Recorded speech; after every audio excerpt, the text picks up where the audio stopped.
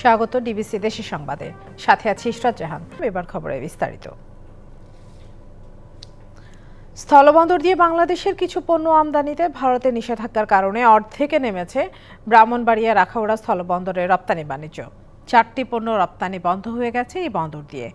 এখন যাচ্ছে শুধু হিমায়িত মাছ, ভোজ্য তেল ও পাটের রশি। ব্যবসায়ীরা বলছেন, এই নিষেধাজ্ঞার ফলে প্রতিদিন অন্তত 30 থেকে 40 লাখ টাকার পণ্য রপ্তানি ব্যাহত হবে। দেশের অন্যতম স্থলবন্দর ব্রাহ্মণবাড়িয়ার আখাউড়া ভারতের 7 সিস্টার্স খ্যাত 7টি রাজ্যে প্রতিদিন হিমায়িত মাছ, শুটকি, ভোজ্য তেল, তুলাবর্জ্য, প্লাস্টিক পণ্য, পিভিসি সামগ্রী ও প্রক্রিয়াজাত খাবার সহ 12 ধরনের পণ্য রপ্তানি হতো। সম্প্রতি বাংলাদেশের কিছু পণ্য আমদানিতে নিষেধাজ্ঞা দিয়েছে ভারত সরকার। এর প্রভাব পড়েছে বন্দরের রপ্তানি বাণিজ্যে। নিষেধাজ্ঞার আওতাধীন পণ্যের মধ্যে তৈরি পোশাক ও কাঠের ফার্নিচার ছাড়া তুলাবর্জ্য, প্রক্রিয়াজাত খাবার, প্লাস্টিক পণ্য সহ পিভিসি পাইপ রপ্তানি হতো এই বন্দর দিয়ে। বর্তমানে শুধু রপ্তানি হচ্ছে নিষেধাজ্ঞার বাইরে থাকা হিমায়িত মাছ, ভোজ্য তেল ও পাটের রশি। পণ্য আমদানিতে ভারতের বিধিনিষেধের পর থেকেই লোকসানে বাংলাদেশের ব্যবসায়ীরা। 30 থেকে 40 লাখ টাকার মতো প্রতিদিন আমরা রপ্তানি করতাম, কিন্তু এখন এটাতে 10 নামাতে আমাদের বিরাট ক্ষতির সম্মুখীন হতে হচ্ছে। বিধিনিষেধের আওতায় যেগুলো ছিল সবগুলোই আমাদের এই পোর্ট দিয়ে যাইতো, আমরা এই রপ্তানি থেকে এখন বঞ্চিত হচ্ছি। আখাউড়া স্থলবন্দরের কর্মকর্তারা জানান, ভারতের নিষেধাজ্ঞার ফলে রপ্তানি নেমে এসেছে অর্ধেকে। যেই পণ্যগুলো ইন্ডিয়া থেকে নিষেধাজ্ঞা দেওয়া হয়েছে, ওই পণ্যগুলোই আমাদের বেশি এক্সপোর্ট হতো। আগে যে পরিমাণ আমাদের গাড়ি যেত, গাড়ির সংখ্যা কমে গেছে। আগে যেত পার ডে 30-40 গাড়ি, আর এখন কমে আসছে, এটা 10 গাড়ি চলে আসছে। আমাদেরও বন্দর মাসুল আগে যেতে কমে যাবে। দুই দেশের কূটনৈতিক পর্যায়ে আলোচনার মাধ্যমে বিষয়টির সমাধান চান ব্যবসায়ীরা। DBC news desk. কয়েকদিনের টানা বৃষ্টি আর মেঘালয় থেকে নেমে আসা পাহাড়ি ঢলে শেরপুরের চেল্লাখালী নদীর পানি বিপদসীমার ওপর দিয়ে বইছে। এছাড়া মহারশী, ভোগাই ও সোমেশ্বরী নদীর পানি বিপদসীমা ছুঁই। এতে 3 উপজেলার নিম্নাঞ্চল ও ফসলের ক্ষেতে পানি প্রবেশ করেছে। এরই মধ্যে অধিকাংশ বোরো ধান কেটে ফেলা হলেও কয়েকশো হেক্টর জমির ধান পানির নিচে। ধীরে ধীরে বাড়ছে পুরাতন ব্রহ্মপুত্র ও দশানী নদীর পানিও। কিছু কিছু স্থানে দেখা দিয়েছে ভাঙন। গেল অক্টোবরে ভয়াবহ বন্যার ধকল কাটিয়ে উঠতেই আবারও বন্যার শঙ্কায় স্থানীয়রা। গবাদি পশু নিয়ে বিপাকে নিম্নাঞ্চলের খামারিরা। দেখা দিয়েছে গোখাদ্যের সংকট। নদীর তীর ও বাঁধ রক্ষায় 8000 জিও ব্যাগ প্রস্তুত রেখেছে পানি উন্নয়ন বোর্ড। আগাম বন্যা পূর্বাভাসের সতর্কবার্তার পর নানা ধরনের প্রস্তুতি নিয়েছে প্রশাসন। সিরাজগঞ্জের সবজি ব্যবসায়ী নাজমুল হত্যা দায়ে 6 আসামির মৃত্যুদণ্ডের আদেশ দিয়েছে আদালত। এদিকে কিশোরগঞ্জের ভৈরবে কলেজ ছাত্র হত্যা মামলায় 2 নারী সহ 3 জনের মৃত্যুদণ্ডের আদেশ দেওয়া হয়েছে।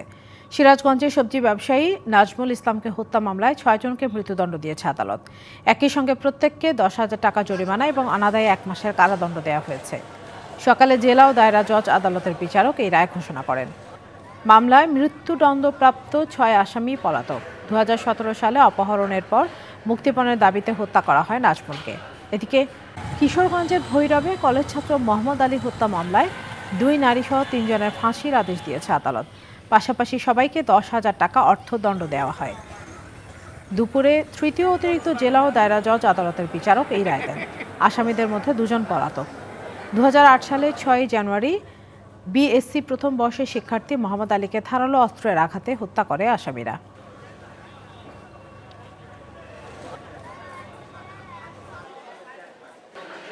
চট্টগ্রাম কক্সবাজার মহাসড়ক 6 লেনে উন্নীত করার দাবিতে রামুতে মানববন্ধন করেছেন স্থানীয়রা। সকাল 12টা থেকে মহাসড়কের রামু উপজেলার বাইপাস ফুটবল চত্বরে ঘণ্টাব্যাপী এই কর্মসূচি পালন করে সম্মিলিত নাগরিক পরিষদের জেলা শাখা। এতে সামাজিক সাংস্কৃতিক সংগঠনের পাশাপাশি শিক্ষার্থীরা অংশ নেন।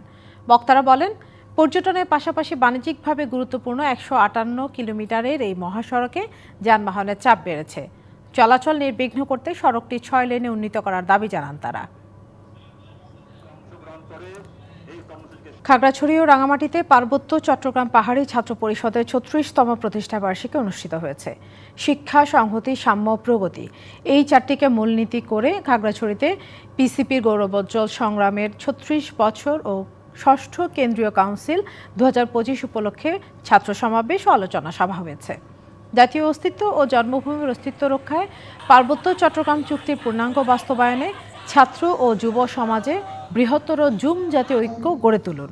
এই প্রতিপাদে মহাজন পাড়া থেকে বর্ণাঢ্য শোভাযাত্রা বের হয়। পরে আলোচনা সভায় বক্তারা পার্বত্য চট্টগ্রামের বিগত সময়ে সংঘটিত নানা সমস্যার কথা তুলে ধরেন। হত্যা চেষ্টা মামলায় জামিনে মুক্তি পেলেন চিত্রনায়িকা নুসরাত ফারিয়া। বেলা 3:30টার দিকে গাজীপুরের কাশিমপুর মহিলা কেন্দ্রীয় কারাগার থেকে বের হন তিনি। সিনিয়র জেল সুপার কাওয়ালিন নাহার জানিয়েছেন, দুপুর 12টার দিকে কারাগারে নুসরাত ফারিয়ার জামিনের কাগজপত্র পৌঁছায়। যাচাই বাছাই করে 3:30টার দিকে তাকে তার মায়ের কাছে বুঝিয়ে দেওয়া হয়। এর আগে সকালেই তার জামিন মঞ্জুর করে আদালত। বৈষম্য বিরোধী আন্দোলনে হত্যা চেষ্টা মামলায় গত 18 মে থাইল্যান্ড যাওয়ার সময় বিমানবন্দরের ইমিগ্রেশন পুলিশ তাকে আটক করে ভাটারা থানায় হস্তান্তর করে। বাংলাদেশ এবং চীনের মধ্যে চা বাণিজ্য সম্প্রসারণ ও সহযোগিতা জোরদারের লক্ষ্যে দেশে প্রথমবারের মতো আয়োজিত হলো চা প্রদর্শনী। বৈশ্বিক চা বাণিজ্য ইস্যুতে বাংলাদেশ ও চীনের মধ্যে চা বাণিজ্য সম্প্রসারণে চলমান কৌশল, সমস্যা ও সম্ভাবনার বিষয় উঠে আসে সেমিনারে। পাশাপাশি চীনের প্রতিনিধি ও সিলেটের চা শ্রমিক শিল্পীদের অংশগ্রহণে ছিল সাংস্কৃতিক পরিবেশনা। দেশের চায়ের রাজধানী সিলেট, চায়ের দেশে চায়ের জন্মভূমি চীনের সাথে যৌথ উদ্যোগে প্রথমবারের মতো আয়োজিত হল চা প্রদর্শনী। মঙ্গলবার শাহজালাল বিজ্ঞান ও প্রযুক্তি বিশ্ববিদ্যালয়ে প্রদর্শনীতে দেশীয় 17টি চা বাগান ও আমদানি রপ্তানিকারক প্রতিষ্ঠান, 3টি চীনা প্রতিষ্ঠান ও food engineering and tea technology বিভাগের একটি স্টল স্থান পায়। সিলেটে 8টি গার্ডেন আছে, তো সবগুলো আমাদের নিস্তব্ধ গার্ডেন। তো এখানে আমাদের চা পাতা উৎপাদন হয়। আমাদের ডোমেস্টিক কনজাম্পশন বেড়ে গেছে, বাট প্রোডাকশন কমে গেছে। সো এক্ষেত্রে গবেষণা ওয়ান অফ দ্য ইম্পর্ট্যান্ট কি এলিমেন্ট প্রোডাকশনকে বাড়ানোর জন্য। পারস্পরিক তথ্য ও কারিগরি বিষয়গুলো উন্নয়নে সহায়ক, এমনটাই মনে করেন শিক্ষার্থীরা। এত ধরনের যে চা পাওয়া যায় বা চায়ের কোয়ালিটি কীরকম, এগুলো আমরা এই এক্সিবিশনে না আসলে আসলে বুঝতাম না। এই ধরনের যদি প্রোগ্রাম আরও বেশি করা যায় বাংলাদেশে, তো স্টুডেন্টরা অনেক বেশি ইন্সপায়ার হবে, উদ্বুদ্ধ হবে এগুলোতে। বাংলাদেশ ও চীনের মধ্যে চা বাণিজ্য সম্প্রসারণের কৌশলের বিষয় উঠে আসে সেমিনারে। এটা একটা হারমোনি তৈরি করতেছে, পিস তৈরি করতেছে, এবং Chinese people's are very much friendly. আমাদের এখানে কিছু গ্যাপ আছে, যে গ্যাপগুলো হয়তো আমরা চাইনিজদের সাহায্যে পূরণ করতে পারবো। চা প্রদর্শনীর আয়োজন কেবল একটি প্রদর্শনী নয়, বরং এটি একটি বৃহৎ সম্ভাবনার মঞ্চ, যেখানে দেশীয় চা শিল্প আন্তর্জাতিক বাণিজ্যের সঙ্গে সংযুক্ত হওয়ার ক্ষেত্র সৃষ্টি হবে, প্রত্যাশা সংশ্লিষ্টদের। চা শুধু একটি পানীয় নয়, এর রয়েছে দর্শন, ইতিহাস ও এটি জীবনের পথ চলার অংশ। এই চায়ের মাধ্যমে চায়না বাংলাদেশ বন্ধুত্বের সেতুবন্ধন আরও চিরস্থায়ী হবে। অনুষ্ঠানে চীনা প্রতিনিধি ও সিলেটের চা সম্প্রদায়ের সাংস্কৃতিক পরিবেশনা মুগ্ধ করে সকলকে। প্রত্যুষ Talukdar, DBC news, Sylhet. DBC দেশের সংবাদে এই ছিল এখনকার মতো। ডিবিসি নিউজের সংবাদগুলো পড়তে ভিজিট করুন dbcnews.tv আর ভিজিট করুন ডিবিসি নিউজের ফেসবুক পেজ এবং ইউটিউব চ্যানেল। সঙ্গেই